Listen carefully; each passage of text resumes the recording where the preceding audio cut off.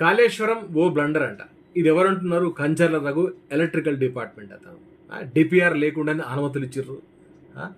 రకరకాలుగా మాట్లాడుతున్నాడు ఆయన. ఈయన పనిచేసేది ఎలక్ట్రికల్ డిపార్ట్మెంట్. ఈయన మాట్లాడేది ప్రాజెక్టుల మీద. నాడు కేసీఆర్ ప్రభుత్వంలో ఏం తప్పులు చేసిండో, ఏం అక్రమాలు చేసిండో తెలియదు, కానీ కేసీఆర్ ఈయనను పక్కన పెట్టిండు. ఎందుకు పక్కన పెట్టిండో మనకు విషయం తెలియదు. నాటి నుంచి నేటి వరకు కేసీఆర్ యొక్క బద్ధ వ్యతిరేకి. అంటే అటువంటి వ్యతిరేకులను చేరదీస్తాడు రేవంత్ రెడ్డి గారు.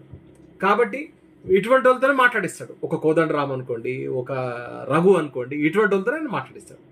ఏం తెలుసని కేసీఆర్కున్న అనుభవం ముందు నువ్వెంత మిస్టర్ రఘు? నోటికి ఎంత వస్తుందో మాట్లాడమా? ఇటువంటి వాళ్ళతో మాట్లాడియం.